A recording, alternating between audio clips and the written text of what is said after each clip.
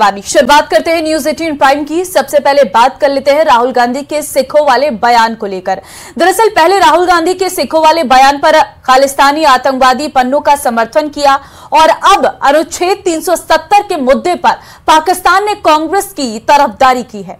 पाकिस्तान के रक्षा मंत्री ख्वाजा आसिफ ने कहा कि अगर कांग्रेस और नेशनल कॉन्फ्रेंस सत्ता में आ जाए तो जम्मू कश्मीर में अनुच्छेद 370 की वापसी हो सकती है। धारा 370 पर पाकिस्तान का यह एजेंडा कांग्रेस के लिए अब फंदा बन गया है। बीजेपी ने कहा कि कांग्रेस पाकिस्तान का एजेंडा लागू करना चाहती है। यह खास रिपोर्ट देखिए।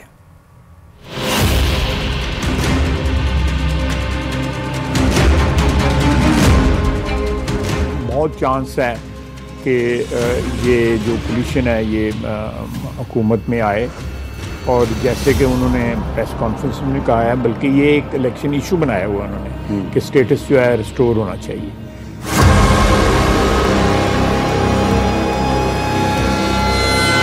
कांग्रेस नेशनल कॉन्फ्रेंस यहां पर पाकिस्तान का एजेंडा लागू करना चाहते हैं। राहुल गांधी सिखों पर बयान देकर तो घिरे ही थे, अब कांग्रेस की मुश्किल और बढ़ गई है। राहुल के बयान का आतंकी पन्नू ने समर्थन किया था, अब पाकिस्तान ने धारा 370 के मुद्दे पर कांग्रेस की तरफदारी कर दी। पाकिस्तान के रक्षा मंत्री ख्वाजा आसिफ ने कहा है कि अगर कांग्रेस और नेशनल कॉन्फ्रेंस सत्ता में आए तो जम्मू कश्मीर में अनुच्छेद 370 की वापसी हो सकती है। ख्वाजा आसिफ ने यह भी कहा कि अनुच्छेद 370 को लेकर मोदी सरकार ने कश्मीर को जख्म दिए हैं, वो अनुच्छेद 370 की वापसी से खत्म हो जाएंगे। बहुत चांस है कि ये जो कोलिशन है ये हुकूमत में आए और जैसे कि उन्होंने प्रेस कॉन्फ्रेंस में कहा है, बल्कि ये एक इलेक्शन इशू बनाया हुआ उन्होंने कि स्टेटस जो है रिस्टोर होना चाहिए। तो स्टेटस अगर रिस्टोर हुआ तो काफ़ी हद तक जो एक हमारा भी बड़ा एहतजाज रहा है पिछले 4-5 साल में, गो के उन्होंने यही कहा था कि जुम्मे के दिन धूप में खड़े हो जाओ और सरीना के बाद एक मीटर लगा दिया था, इसके अलावा कुछ भी नहीं किया था इमरान खान ने। तो लेकिन अगर रिस्टोर हो जाता है स्टेटस जो है तो मैं समझता हूँ कि एक जो ग्रीवेंस है कश्मीरियों को, मकबूजा कश्मीर के जो रहने वाले जो हैं वो किसी हद तक एक जो उनको एक इंजरी है, एक जख्म जो आया हुआ है उनका मोदी की तरफ से, उसमें कुछ न कुछ मुंदमिल जरूर होगा। ख्वाजा आसिफ ने ये बयान पाकिस्तान के एक न्यूज चैनल पर दिया। उनसे पूछा गया था नेशनल कॉन्फ्रेंस और कांग्रेस चुनाव में कह रही है कि अगर वो जीते तो 370 और 35A की सस्पेंशन को खत्म कर देंगे, क्या ये संभव है? इस पर ख्वाजा आसिफ ने कहा कि अगर गठबंधन सरकार बनाई गई तो बहुत हद तक ये संभव है। पाकिस्तान के रक्षा मंत्री का 370 वाला एजेंडा कांग्रेस के लिए फंदा बन गया। आरोप लग रहे हैं कि अनुच्छेद 370 के लिए पाकिस्तान और कांग्रेस के इरादे एक हैं। पीएम मोदी ने भी कहा है कि नेशनल कॉन्फ्रेंस और कांग्रेस जम्मू कश्मीर में पाकिस्तान का एजेंडा लागू करना चाहते हैं। यानी कांग्रेस नेशनल कॉन्फ्रेंस यहां पर पाकिस्तान का एजेंडा लागू करना चाहते हैं, लेकिन मोदी आज कांग्रेस नेशनल कॉन्फ्रेंस को डंके की चोट पर कह रहा है, हम जम्मू कश्मीर में पाकिस्तान के एजेंडा को लागू नहीं होने देंगे। गृह मंत्री अमित शाह ने कहा कि पाकिस्तान ने कांग्रेस और नेशनल कॉन्फ्रेंस के समर्थन की बात कहकर गठबंधन को एक्सपोज कर दिया है। हालांकि ख्वाजा आसिफ के बयान का कांग्रेस और नेशनल कॉन्फ्रेंस ने भी विरोध किया है। ये कहा है कि पाकिस्तान को भारत के आंतरिक मामलों में दखल देने का कोई अधिकार नहीं है। पहली बात, कश्मीर का जर्रा जर्रा हमारा है। पाकिस्तान इस पे ना ही बोले तो ये उनके लिए अच्छा होगा। अब पाकिस्तान को हमारे से क्या लेना देना ना, हम तो पाकिस्तान का हिस्सा है ही नहीं। वो अपना मुल्क संभाले ना, हमें अपना संभालने दीजिए। उनका ना हमारे इलेक्शनों में दखल देना या हमारी इलेक्शन पे टिप्पणी करना, मुझे नहीं लगता ये मुनासिब बात है। वो अपनी जमहूरियत को बचाएं, हम अपनी जमहूरियत में हिस्सा ले रहे हैं। कांग्रेस और नेशनल कॉन्फ्रेंस ने पाकिस्तान का विरोध तो किया है, लेकिन धारा 370 के मुद्दे पर चुप रह गए। पूछा यह भी जा रहा है कि कांग्रेस के नेता ऐसी बातें कहते ही क्यों हैं जिसका फायदा देश के दुश्मन उठाते हैं। Bureau report, news 18।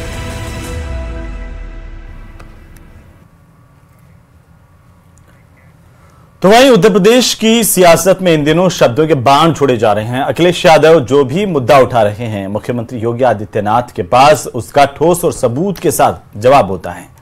क्योंकि जब अखिलेश ने माफिया की बात की तो सीएम योगी ने समाजवादी पार्टी के नेताओं की लिस्ट गिना दी, जिस पर गैंगरेप, रेप जैसे गंभीर मुकदमे दर्ज है। आपको इस रिपोर्ट में दिखाते हैं।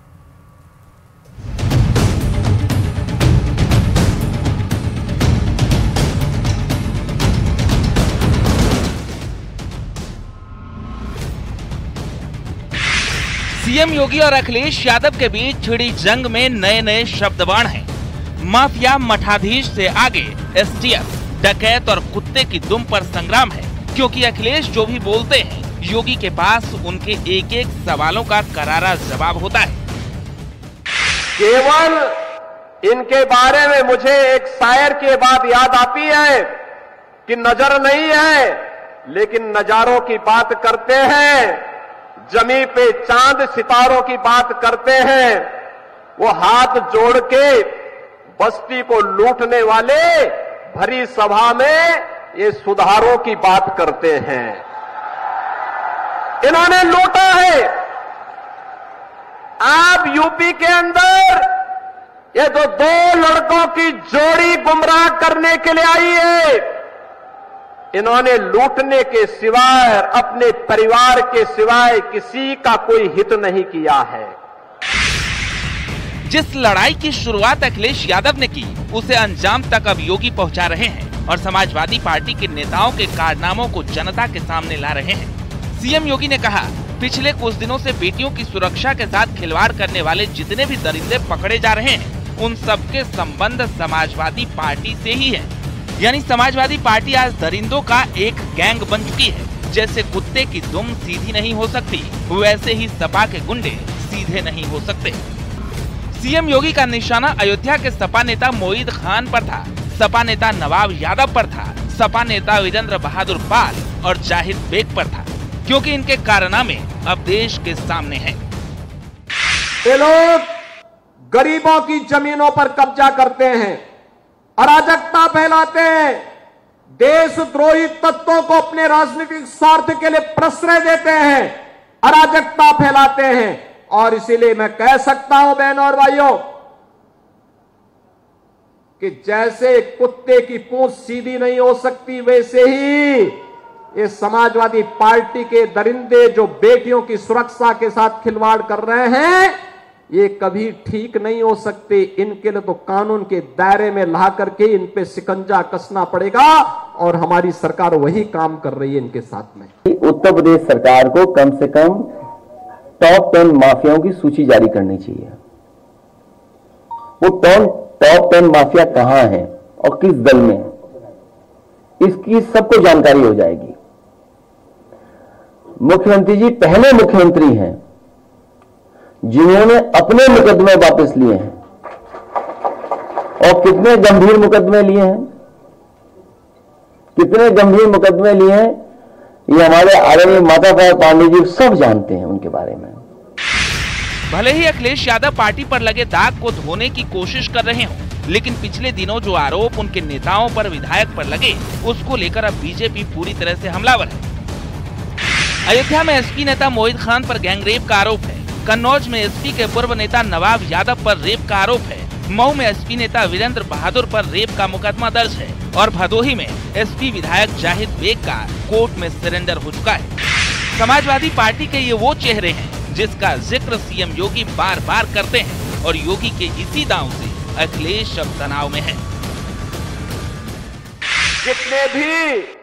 जितने भी दरिंदे पकड़े जा रहे हैं, बेटी की सुरक्षा के साथ खिलवाड़ करने वाले, इनके संबंध समाजवादी पार्टी से ही सबके संबंध हैं।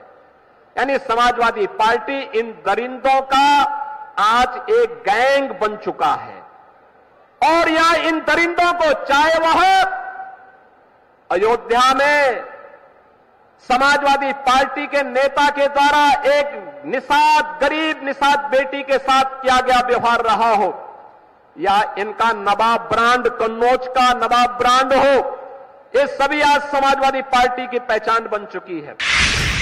यानी जिस जंग का ऐलान अखिलेश यादव ने किया था, उस सियासी युद्ध में सीएम योगी अखिलेश के विरुद्ध आगे निकल चुके हैं, क्योंकि जो कारनामे समाजवादी पार्टी के नेताओं ने किए, अब उस पर यूपी की सियासत लाल हो चुकी है। Bureau report, news 18।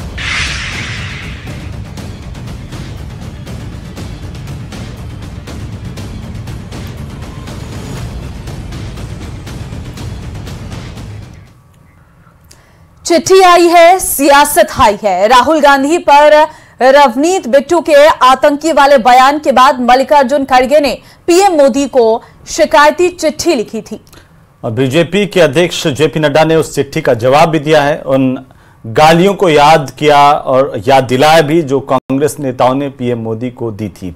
Ravneet Bittu भी पीछे हटने को तैयार नहीं है। उन्होंने तो यहां तक कह दिया है कि राहुल गांधी को 100 बार आतंकी कहेंगे।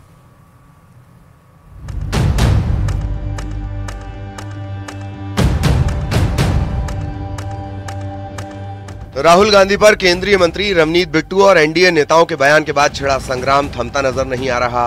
कांग्रेस अध्यक्ष मल्लिकार्जुन खड़गे ने पीएम मोदी को चिट्ठी लिखकर इन बयानों पर आपत्ति दर्ज कराई थी और अब बीजेपी ने जवाबी चिट्ठी लिखी है।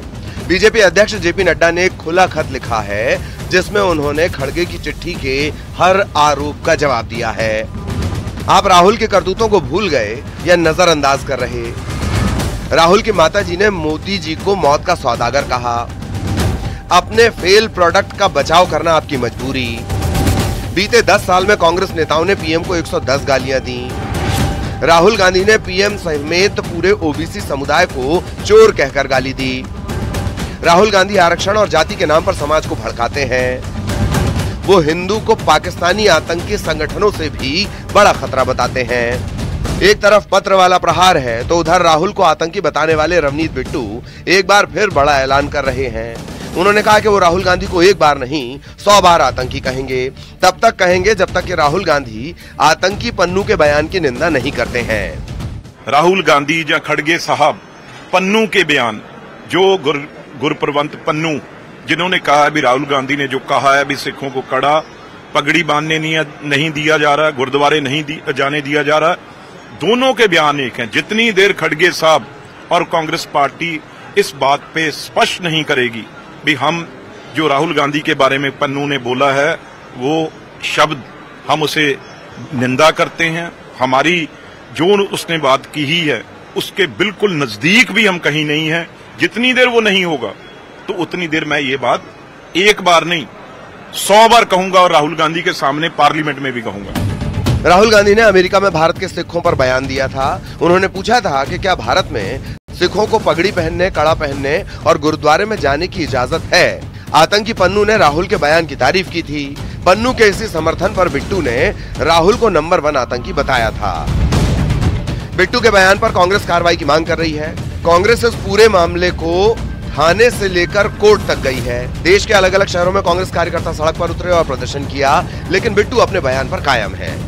नड्डा जी की चिट्ठी लगता है आपको कहीं से भी कि एक राष्ट्रीय पार्टी के राष्ट्रीय अध्यक्ष हैं। एक व्हाट्सएप यूनिवर्सिटी के 3rd डिविजनल छात्र की चिट्ठी है। झूठ से भरी हुई एकदम बेतुकी चिट्ठी, अर्थहीन, बुद्धिहीन, बेवकूफाना चिट्ठी। बड़े बड़े नेता इस देश के जिस पद पर बैठे हैं उस पद पर राहुल गांधी को जनता ने बिठाया है। अगर आप मानने को तैयार नहीं और बार बार एलओपी के बारे में यानी लीडर ऑफ अपोजिशन के बारे में अभद्र भाषा का इस्तेमाल करेंगे, उससे आपकी विकृति भी है और आपकी संस्कृति भी दिखती है। खड़गे जी की मानसिकता बताता है कि राहुल गांधी को रिप्रेजेंट करते हैं, वो कांग्रेस को रिप्रेजेंट नहीं करते हैं, वो राहुल गांधी के अध्यक्ष हैं। थाने में शिकायत, कोर्ट में अर्जी, खड़गे की चिट्ठी और सड़कों पर प्रदर्शन। कांग्रेस ने सब कुछ कर लिया, लेकिन बिट्टू अपने बयान से टस से मस होने को तैयार नहीं है। जेपी नड्डा ने भी अपनी चिट्ठी में खड़गे के आरोपों का जवाब दिया है और कांग्रेस के नेताओं को उन गालियों की भी याद दिलाई है जो उन्होंने प्रधानमंत्री को दी हैं। Bureau report, news 18। तो एक तरफ हिंदू त्योहार नफरत के शिकार हो रहे हैं, दूसरी तरफ हिंदुओं के लिए सबसे पवित्र स्थलों में से एक तिरुपति बालाजी मंदिर के प्रसाद में महापाप का खुलासा हुआ है। नेशनल डेयरी डेवलपमेंट की रिपोर्ट से पता चला है कि तिरुपति मंदिर के प्रसाद को बनाने के लिए मछली के तेल, बीफ और जानवरों की चर्बी का इस्तेमाल हुआ है। ये रिपोर्ट देखिए।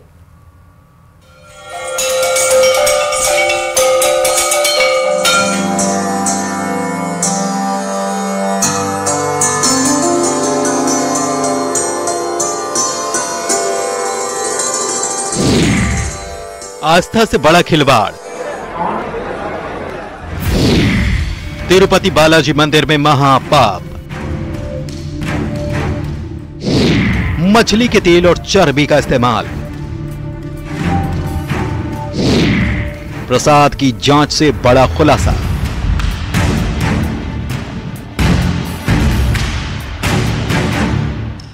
हिंदुओं की आस्था से खिलवाड़ पर बड़ा खुलासा हुआ है और ये खुलासा आंध्र प्रदेश के तिरुपति बालाजी मंदिर में श्रद्धालुओं को जो प्रसाद दिया जा रहा है उसे लेकर है। नेशनल डेयरी डेवलपमेंट की जांच में जो बात सामने आई वो हैरान करने के साथ ही परेशान करती है। रिपोर्ट के मुताबिक प्रसाद के लड्डू बनवाने के लिए बीफ का इस्तेमाल, प्रसाद में मछली के तेल और चर्बी का भी इस्तेमाल, भगवान को भी चढ़ाए गए बीफ वाले लड्डू और अन्न दानम के सैंपल की जांच रिपोर्ट। इससे पहले आंध्र प्रदेश के सीएम चंद्रबाबू नायडू ने पिछली जगन मोहन रेड्डी की सरकार पर आरोप लगाया था। चंद्रबाबू नायडू ने प्रसाद में जानवरों की चर्बी के इस्तेमाल के आरोप लगाए थे। దేవుని దగ్గర పెట్టే ప్రసాదం అపవిత్రం చేసే విధంగా దేవుని దగ్గర పెట్టే ప్రసాదం अपवित्रं जैसे विधंगा। उनके बयान के बाद ये रिपोर्ट आई। रिपोर्ट से पता चला कि दिव्य मंदिर तिरुमला की पवित्रता और करोड़ों हिंदुओं की आस्था के साथ कैसे महापाप किया गया। वो आंध्र प्रदेश में भगवान श्री बालाजी भगवान के दर्शन करने के लिए सिर्फ भारत से नहीं विदेशों से भी लोग भक्तगण वहां पर पधारते हैं। जब जगन मोहन रेड्डी की जब सरकार थी तो उसकी सरकार के समय पर हमारे धर्म को अपवित्र करने का षड्यंत्र किया गया, सो आज वो सामने आ रहा है। चंद्रबाबू नायडू जी की टीडीपी की सरकार बनने के बाद में उस षड्यंत्र को उजागर करने का प्रयत्न किया गया है।